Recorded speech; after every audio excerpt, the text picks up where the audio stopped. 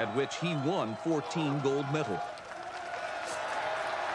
The year is 2019. Samsung is on the top spot in terms of sales and market share. But rivals like Apple, Huawei, Xiaomi and BBK are not that far behind. And Huawei in particular is so close to snatching the number one spot from Samsung. What do you think Samsung would do to keep the number one spot? Just sell better phone. Yeah, no shit, Sherlock! Sure, Samsung's top tier phones are definitely impressive on their own, but those sky high prices aren't exactly gonna fly off the shelf. So, what would sell in millions without a doubt? Anything that is not a flagship. These phones usually provide at least 50% of the experience of using a flagship. And for most users, they're enough. Combine that with the much lower price tags, they're usually the bread and butter of a smartphone maker. The only problem was Samsung typically produced passable mid-ranges at best, while the competition produced way better options until 2019 came around. The all-new A series was the tagline Samsung used for its 2019 A series of phones, since they were a huge step up compared to their previous generation. So, how good were they really? And do the lower model still hold up today? Let's find out together.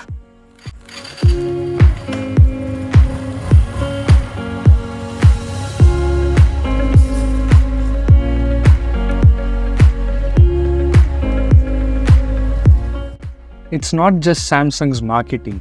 Even myself and my fellow anime geek Zayed considers the 2019 Galaxy A phones to be an amazing start for Samsung because of how rough the series was before.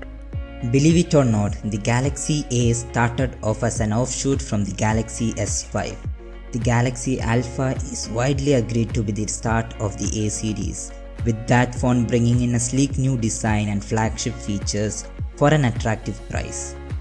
And so the focus for the A series was the design. Or so we thought. One year it's the design, the next year they're back to being boring and bland mid-rangers. That's not all. Samsung had a habit of making the lineup pretty confusing. For example, the A7 was the top of the line phone for the A series until the A8 came in as the new king, and then that went away for the A9 in 2016, only for those two phones to disappear until they came again on the top of the line for 2018. Sounds confusing, right? Absolutely. To add insult to the already painful injury, the A3 and the A5, which is a very good staple for the A series, disappeared for an entire year, leaving customers confused about the lineup in general. Something had to be done about it, and as quickly as possible, since the competition was catching up and producing much better phones. Packed with additional innovations, the A series also offers greater value, a phone for everyone, is what Samsung had to say for the new A series, as quoted from the Samsung Newsroom. Indeed, the 2019 A series of phones fixed the problems of yesteryear and brought a consistent hierarchy to the series, which made it easier for customers to figure out which A series phone was the best for them. The strategy for these phones was simple. Give the customers a solid experience, topped off by Samsung's best gift to the smartphone industry, the AMOLED display. It's very clear that the A20 was not the best phone in its price range. You could get much faster phones at its price point.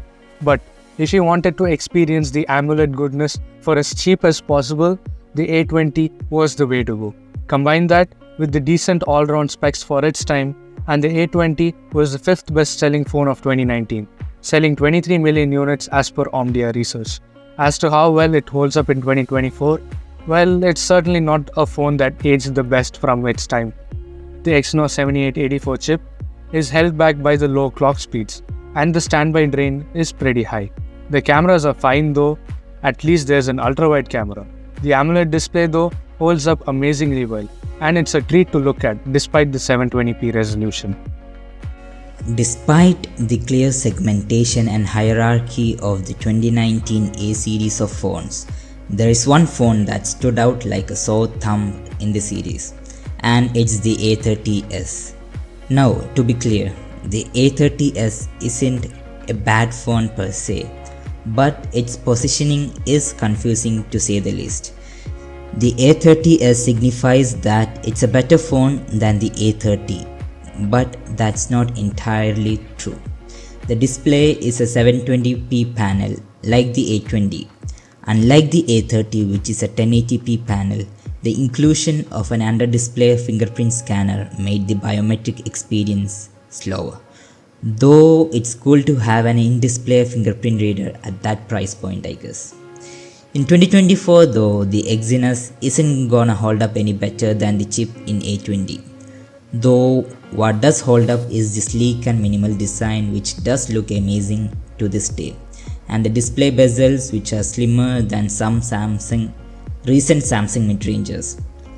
That being said, one can make out the individual pixels easily on the A30s due to 720p display. It's AMOLED for what it's worth.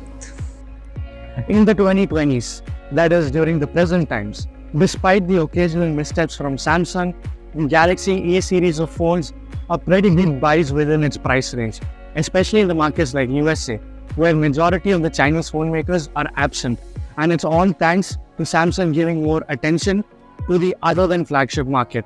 The Galaxy A20 and A30s may not have aged like fine wine, but they've definitely made the Samsung cash cows chime. Did you own or use a Galaxy A20 or A30s? How was the experience of using one? Let us know in the comment section below. Catch you in the next one.